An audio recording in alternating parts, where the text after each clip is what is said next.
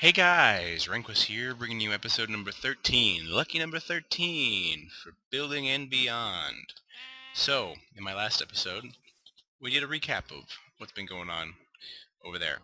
But what I did mention is that we need to go caving again, because I am running so low on supplies, it's not even funny. Pretty much what I have for iron is what I have left. I do actually have, I think, probably about another 16 pieces of iron that's cooking right now. But that's going to be there just in case I really need it. Like, if I die. Which is very likely. Especially given my track record as of late. So I wanted to come on this side of our pond, or lake, to find a cave, because I didn't want to interfere with the ravine over there. And, once we get down to strip mine level, if I do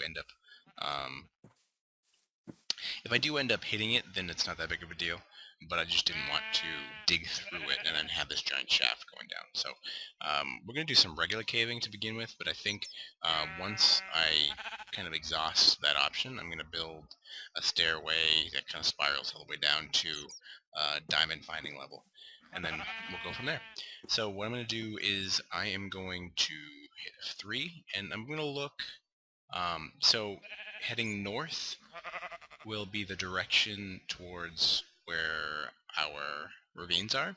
So I'm going to want our strip mine to go west and east.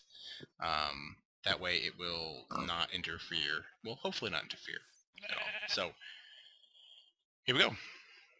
I've got a pretty decent set of supplies. I've got just about brand new tools, and this was a very, very nice cave. I'm a little disappointed. Hopefully maybe this direction goes somewhere. Alright, cool. So it starts to spiral down. So I've got, pretty much fresh tools except for an axe. I got some oak saplings and half a stack of oak wood, just to suffice. So and then also another thing I didn't do was I didn't bring any bones, because I know that we're going to be meeting some skeletons as we're down here. So yeah, we're going to go through and collect up some iron. Hopefully I can get a couple stacks of it. Be very nice, very nice. So yeah, what do I want to talk to you guys about? So I've been watching quite a bit of video on the game Crusader Kings 2, and I think I've mentioned it before. That is one of the games that I eventually want to start a let's play of. That goes down that way, and that game is it's a grand strategy game from a company called Paradox Interactive, and essentially it's a large medieval version of the game Risk. And I don't know if anybody's played Risk. I definitely love that game. The only issue with Risk is that you kind of gets boring after a while. If you're playing the AI and things like that, there's only so much you can do. You move pieces around, you get your turns, you battle. And that is a straight shot. Nope, don't want to go too far. Alright, well, you will think about that. You move your pieces, you gain troops, and you try to take over the world. Even against a computer, it gets kind of boring. What this game allows is a lot more in-depth interactions with your different countries and the different people, and it can be played as a single-player game, and it definitely is very challenging, especially early on, depending on how, depending on who you choose to start off as. But it does have the potential for multiplayer games too, which is really cool. So, and from what I've been hearing, the newer updates have really helped build the multiplayer aspect of it. And they, the nice thing about the Paradox games too, the company as a whole, is that they have multiple grand strategy games that are all time period based. So Crusader Kings 2 starts off in the year 1066, and you travel through time. It's a real-time game. Nope. Come on, I want your gunpowder. I need it. So you start off in the year 1066, and as you travel through time, I believe the game goes to 14, somewhere around the year 1450. I don't know the exact age, but just as that game lets off, I believe that the next game in the Paradox series, which is Europa Universalis, that game starts, which is really nice. So, and I know that Europa Universalis 4 just came out, which I'm very excited about too. I mean, they're all great games, and they all have a lot of the same similar aspects or mechanics, but they're all different in their own way. So, you know, if you were to buy one game out of the series, you don't have to, you don't have to necessarily buy Crusader Kings and then go on to Europa Universalis. You can they're all standalone games, which is really nice. So I am slowly coming to the end of this. Yes, I can go down there. So as I was saying, but yeah, so you can, as you play different games, you can enjoy different time periods. And it goes so Crusader Kings 2, then Europa Universalis 4, which just came out, and then after that you get Victoria 2, which is during the 1800s. So that's middle / towards the end of the American Civil War time period, all the way up until World War I. And the nice thing is, well, the interesting thing is that each game, technically the amount of time in total years is less, but they, the time intervals change, which is really neat. So please don't let this be a dead end. Ugh, dead end. Poop. Let's go off in a different... Where am I? I am on 25. I'm getting close. It's not too far off. I'm gonna dig while I keep talking. So yeah, so the game, the years shorten, but the time intervals get shorter. So all the way up to, I believe, Hearts of Iron, or what is it? That's what it's called. It is called... Let me check real quick.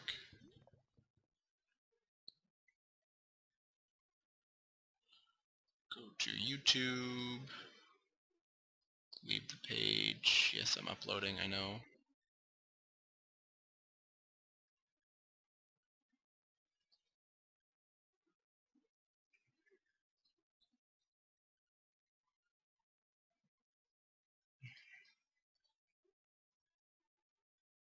It's a little quiet because I'm searching, but...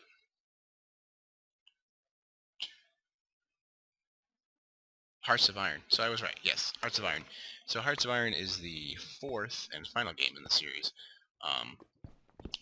And that, it pretty much takes you through the World War I timeline. Out of all of them, personally, I do not care, or I don't necessarily care for Hearts of Iron just because of it's almost radically different as far as your gameplay, and it's pretty much, when you play that game, you're either in you're pretty much playing World War I, or you're skirting around it.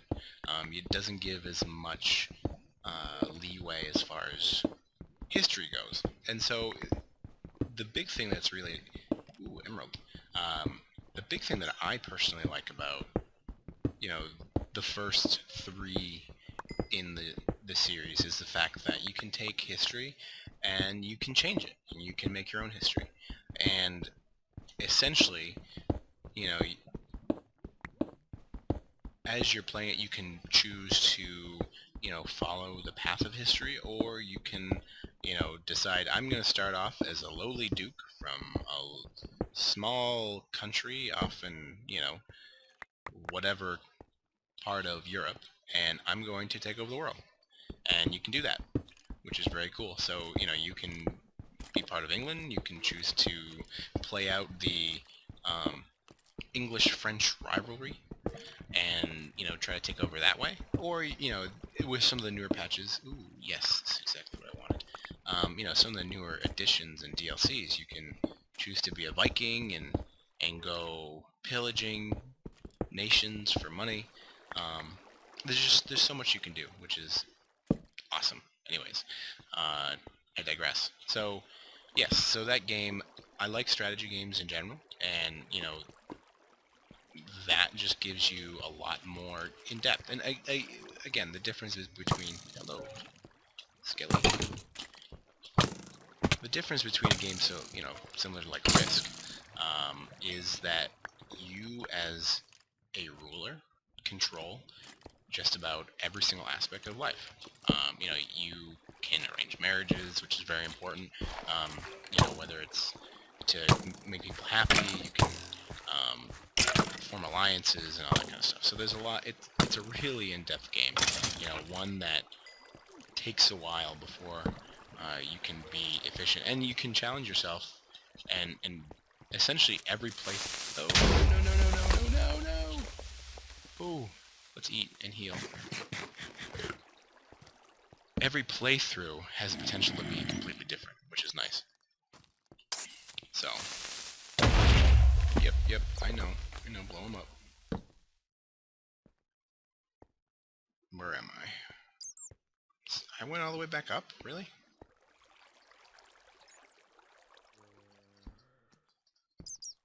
Can I hit you? I can't hit you. I'm gonna heal. You can just stay underneath me. So yeah.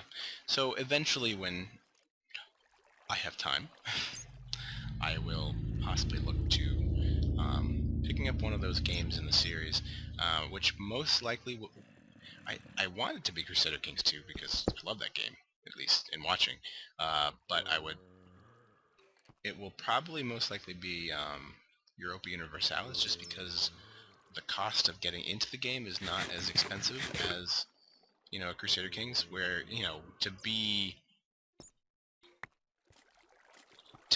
up to date, it costs about pretty much close to $100, which is expensive, you know. So, we got power 1. This is really scary. I did a bad job just rushing down here, but it's entertaining, so I'm gonna keep going. Nope. Come on. You fell, so I'm a little bit safe. Alright. Essentially, I'm looking for a landing point just so I can just start digging. And then I think what I'm going to do, I usually start from above and then dig down into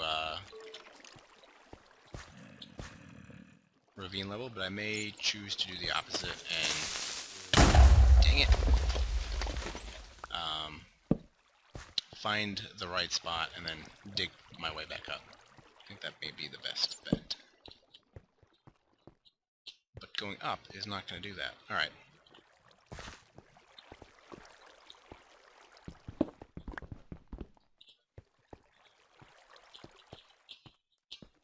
Okay.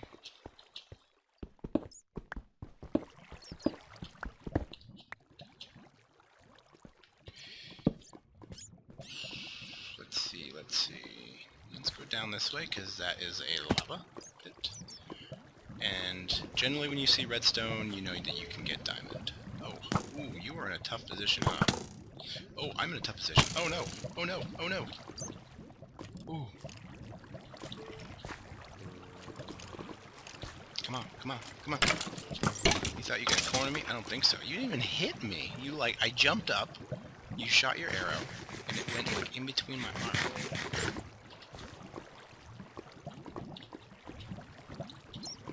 So. Got some lapis, we need that. This is a really large lava pit.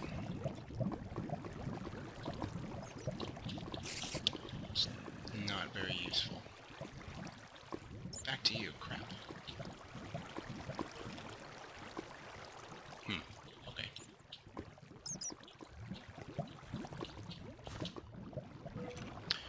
I'm not really being decisive here. Alright, so I've got a bucket. I'm going to wash this out because I do not want to fall into it. I don't want to die.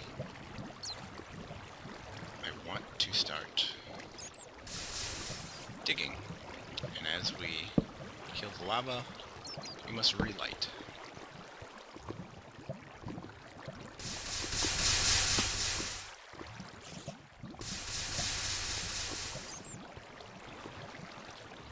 Come on.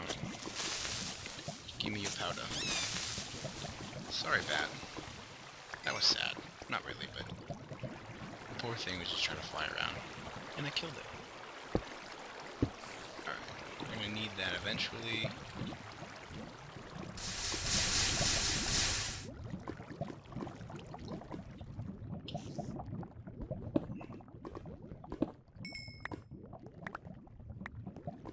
Okay, this looks like a decent spot, and the reason why I'm choosing this area is because you have a large, there's a large ceiling, so I don't have to dig out anywhere if I want to plant a tree farm down here, which is nice. Level. I am at 11, which is perfect.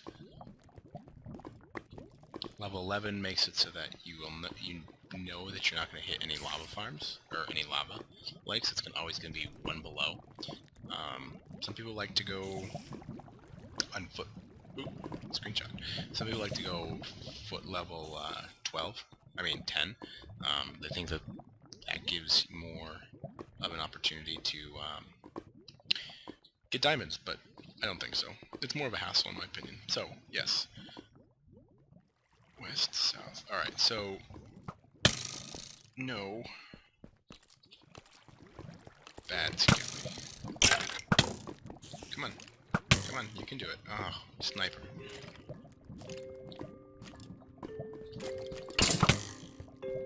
Come on. Oh, Jesus. Die. Alright, so what I'm going to do off camera is I'm going to pause the recording here, and I'm going to set this up. So I need to get a chamber going for the strip mine, and then out here will be kind of where my harvesting area is, and if we remember correctly, north, this is towards our village, or our ravine city, so we're going to want to go this way and this way, which I think I'm going to dig this way first, and we're essentially just going to, I'd like to do a 5x5, so I'm going to use this section right here. I'm essentially going to tunnel that way for 1 billion blocks, and that way for 1 billion blocks. And as we go, we will learn how to strip mine. So I'm going to pause it right here, and I'm going to wall myself off so I can have a safe little zone, and I'll be back. Thanks, guys. Here we go!